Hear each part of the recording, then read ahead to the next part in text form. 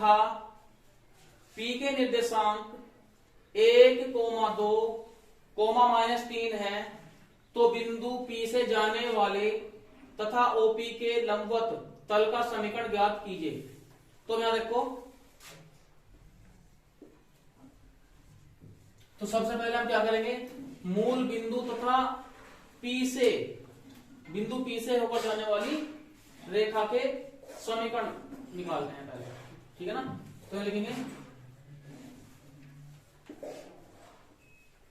मूल बिंदु या समीकरण ना निकाल कर दिक अनुपात निकाल लो। मूल बिंदु तथा P के जो निर्देशांक है इसमें, उनसे जो होकर रेखा जागी उसके दिक अनुपात निकालते हैं, ठीक है ना। तो मूल बिंदु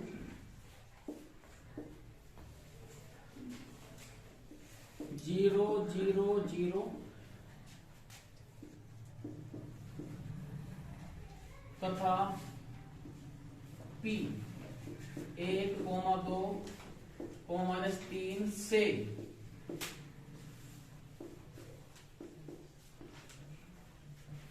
जाने वाली रेखा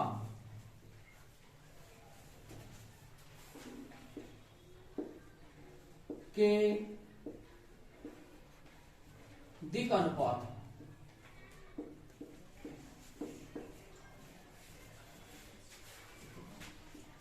A बराबर 1 - 0, 1 आ गया। B बराबर 2 - 0, 2, और C बराबर -3। तो देखो इसका स्ट्रक्चर भी ऐसे बना लेंगे।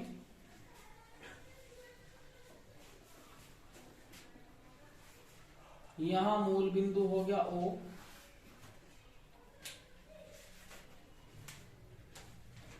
और यहां पॉइंट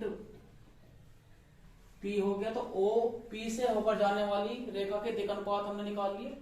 अब इसने कही है कि OP के लंबवत जो तल का समीकरण है उसे हमें निकालना है।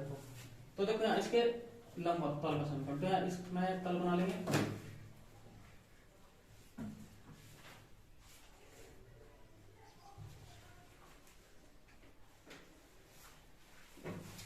तो ये तल किसके हैं, ये OP के इस तरह से, कि ये एक रेखा होगी और ऐसे हमने एक इसके लंबवत एक तल ले दिया। अगर हम इधर से देखें तो एक रेखा ऐसे जा रही है, ये यहाँ मूल बिंदु सपोज करो O है, और यहाँ इस पॉइंट यहाँ P है, ठीक है ना।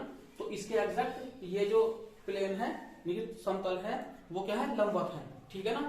अब जब OP के लंबवत तल का समीकरण ज्ञात करेंगे, कहां से जा रहा है, P से होकर, तो बिंदु P भी हमें प्राप्त हो गया, ठीक है ना। तो यहां लिखेंगे जब बिंदु P से हो जाता है तो यहां लिखेंगे, तो इसलिए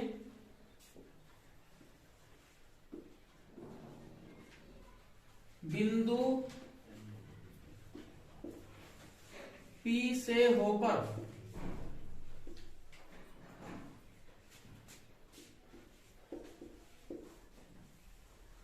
जाने वाले, बिंदु P से होकर जाने वाले तथा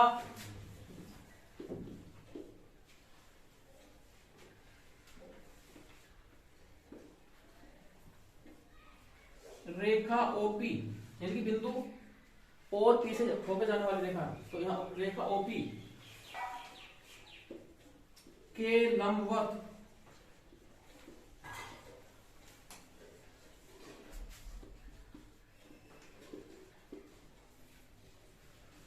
समतल का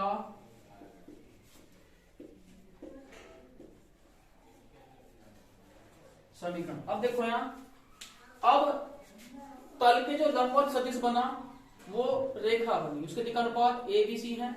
तो इसका जो फॉर्मूला बनेगा, हमने बताया था कि तल के कोई लंबवत अगर कोई रेखा है या अभिलंब है तो उसके दिक अनुपात ABC बनते हैं, और जिस बिंदु से होकर वह समतल जाता है तो वहां पर जो समीकरण बनता है वो बनता है AX - x1 + BY - y1 plus C Z minus Z1 और बराबर 0। ठीक है ना। तो ये ए बी सी इस तल के समतल के अभिलंबवत जो रेखा है उसके द्वारा काटे गए अंतःखंड की माप। तो ये रेखा इस समतल के लिए एक अभिलंब का कार्य करेगी, और जबकि अभिलंब का कार्य करेगी तो इसके अभिलंब के जो दिक्कत हैं वो ए बी और सी हैं, और जिस बिंदु से होकर रेखा जाती है उसके कोऑर्डिनेट्स x1 y1 और z1 हैं। ठीक है ना।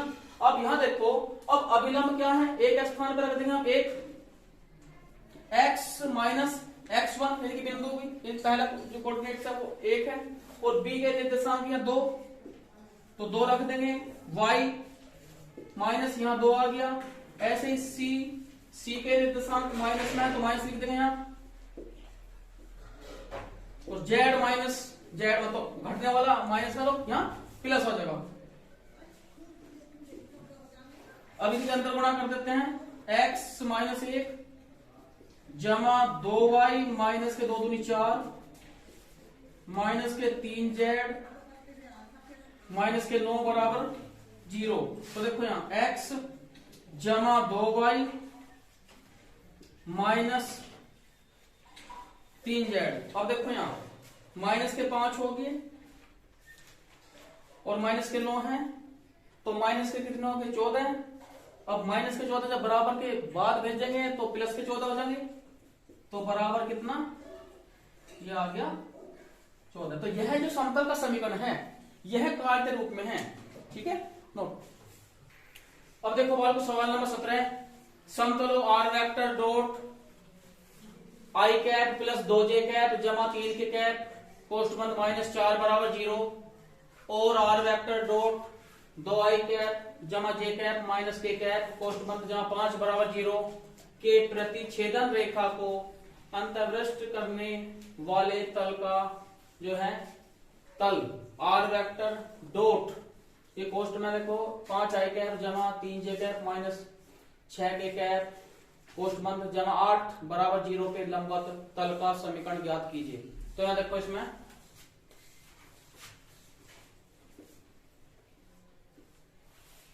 तो यहां लिखेंगे समतलों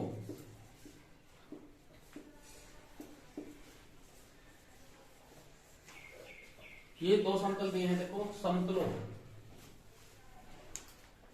आर वेक्टर डॉट आई कैप जमा 2j कैप जमा 3 के कैप -4 बराबर 0, और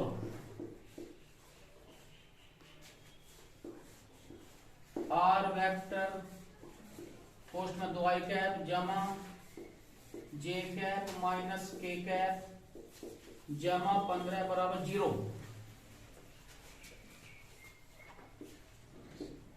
के प्रतिच्छेदन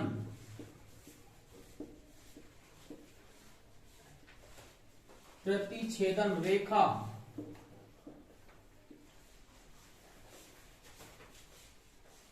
से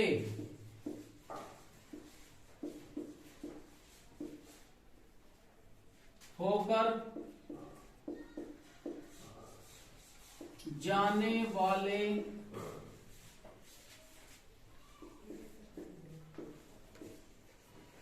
समतल का समीकरण। ठीक है, तो देखो यहां अब यह ध्यान रखना है, जब 2 समतल एक दूसरे को प्रतिच्छेद करेंगे तो उनका जो प्रतिच्छेदन होगा वो एक रेखा में होगा, ये ध्यान रखना है। अब उस रेखा यानी जो प्रतिच्छेदन रेखा से होकर जाने वाले जो समतल का समीकरण है उसे देखो यहां लिख लेंगे इस तरह से, आर वेक्टर डॉट आई कैप जमा 2j कैप जमा 3 के कैप -4 जमा लैम्डा डॉट, इसमें देखो लैम्डा करके दूसरे वाले समतल का समीकरण लिख देंगे, are vector dot 2i cap जमा जे कैप माइनस के कैप जमा 5 और बराबर क्या आ गया यहाँ 0।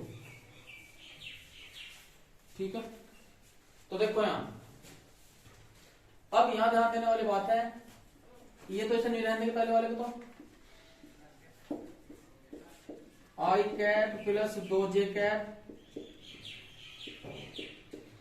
प्लस 3 के कैप माइनस 4, इसके अंदर गुणा कर देंगे lambda vector dot 2i cap जमा जे कैप माइनस के कैप प्लस 5 के साथ यहां लैम्डा की गुणा होगी 5 लैम्डा बराबर 0। तो देखो अब ये जो आर वेक्टर जिनके साथ डॉट में है उन्हें एक साथ लेके और इन्हें बराबर के बाद भेज देंगे, तो यहाँ कॉमन भी ले लेंगे। देखो इसमें से और इसमें से कॉमन ले लेंगे और इससे बराबर के बाद भेज देंगे। तो आर वेक्टर और मतलब आई कैप जमा 2 जे कैप जमा 3 के कैप, इसकी गुणा इसमें अंदर कर लेंगे तो 2 लैम्डा आई कैप जमा लैम्डा जे कैप माइनस लैम्डा के कैप बराबर ये माइनस का क्या प्लस का हो जाएगा माइनस 5 लैम्डा। ये पहली इक्वेशन बन गई। अभी थोड़ा सा कॉमन भी ले लेंगे इसमें।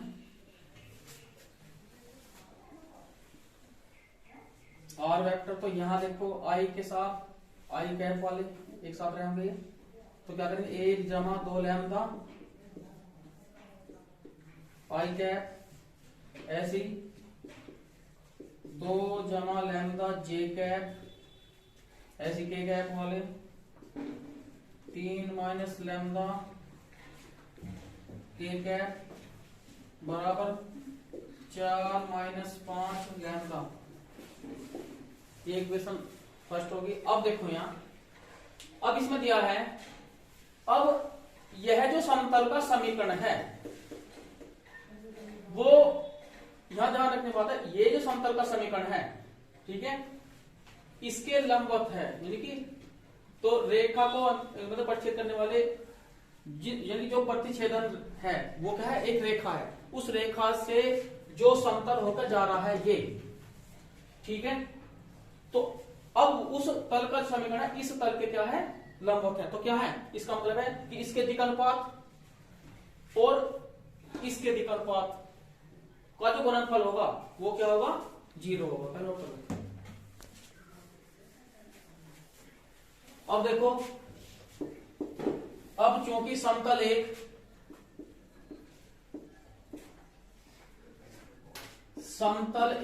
का समीकरण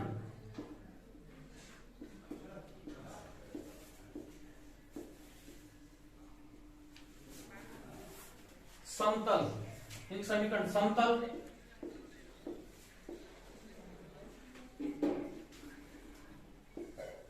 are vector dot 5 I cap जमा 3 जे कैप माइनस 6 के कैप जमा 8 बराबर 0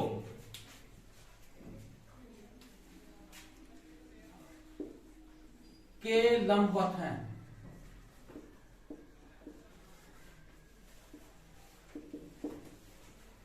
तो इसका मतलब ये होगा जो इस समतल पर डाला गया अभिलंब है और जो इस समतल पर डाला गया अभिलंब के सदिश हैं ये भी एक दूसरे पर लंबवत होंगे।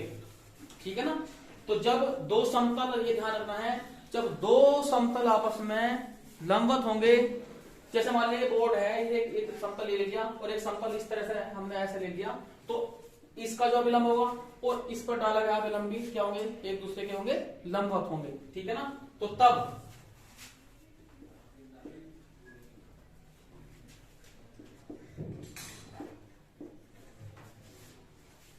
समतल एक का अभिलंब सदिश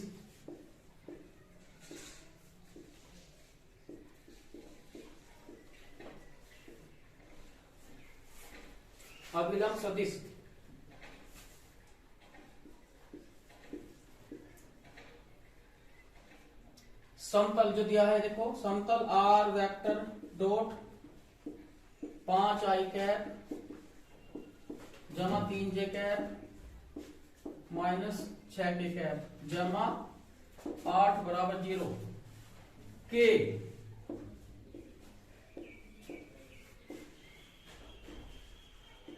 अभिलंब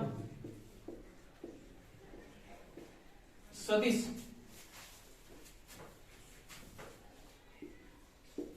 के लंबवत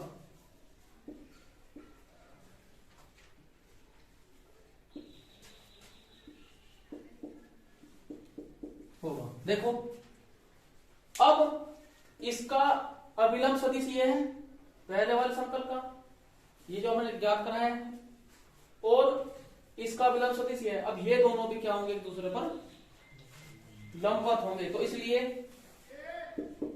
इसलिए इनके गुणांकों का, यानी कि जो इनके जो दिक अनुपात है उनका गुणनफल भी क्या होगा, वो 0 होगा। ठीक है, तो यहां लिख लेंगे, देखो 5, जब पहले से लिख लो, इससे कोई दिक्कत नहीं। तो यहाँ 5 आई के गुणांक, इनका आई कैप का गुणांक 5 है, तो यहाँ 1 जमा 2 लैम्डा जमा जे का 3 है, तो यहाँ जे का 2 जमा लैम्डा, ऐसे ही यहाँ के का -6 है, 3 माइनस लैम्डा और बराबर 0। तो 5 जमा 10 लैम्डा जमा 6 जमा 3 लैम्डा 36 18 जमा 6 लैम्डा बराबर 0। अब देखो यहाँ तो 10 और 3 13 और 6 19 लैम्डा, और यहाँ देखो 6 5 7 बराबर, तो 19 लैम्डा बराबर 7, तो लैम्डा बराबर कितना आ गया, 7/19। तो लैम्डा का मान किस में रख लेंगे, 1 में रख लेंगे। तो लैम्डा का मान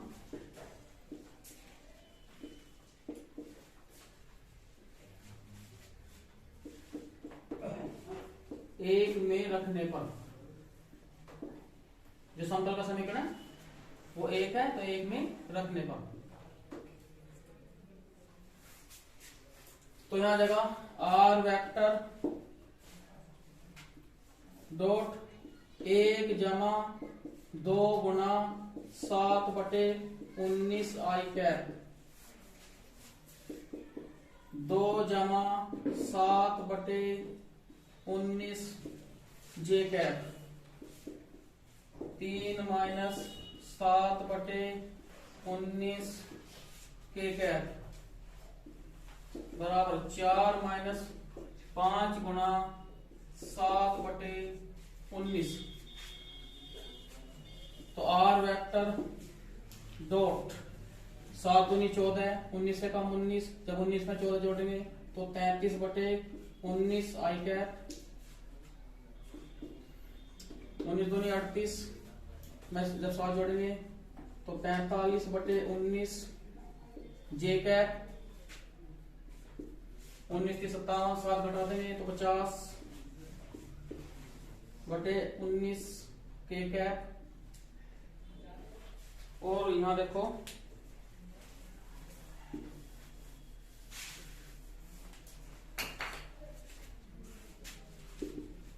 19 चौक 76, और 76 में से हम 35 घटा देंगे, क्या लिख देंगे 19 चौक 76 हो गया, और 5 सत्ते 35 और बटे 19।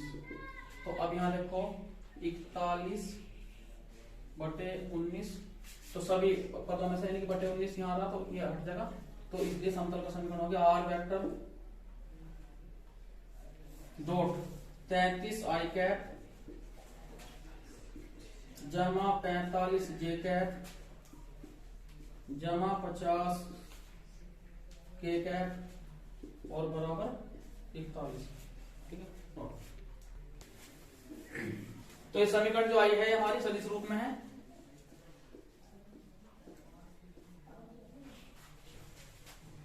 सदिश रूप में जो समतल का समीकरण है, अब कार्य के रूप में लेने के लिए क्या करेंगे, आर वेक्टर के स्थान पर रख देंगे एक्स आई कैप जमा वाई जे कैप जमा जेड के कैप डॉट 33 आई कैप जमा 45 जे कैप जमा 50 के कैप बराबर 41। तो यहाँ जब इनके डॉट प्रोडक्ट करेंगे तो आई कैप डॉट आई कैप एक हो जाएगा, ऐसे जे कैप एक हो जाएगा, ऐसे के कैप डॉट में एक हो जाएगा। तो सीधे गुणा कर लेंगे इसमें, तो 35 एक्स आ जाएगा यहाँ जमा 45 वाई जमा 50 जेड और बराबर 41। तो ये हमारा समतल का समीकरण आ गया कार्य के रूप में।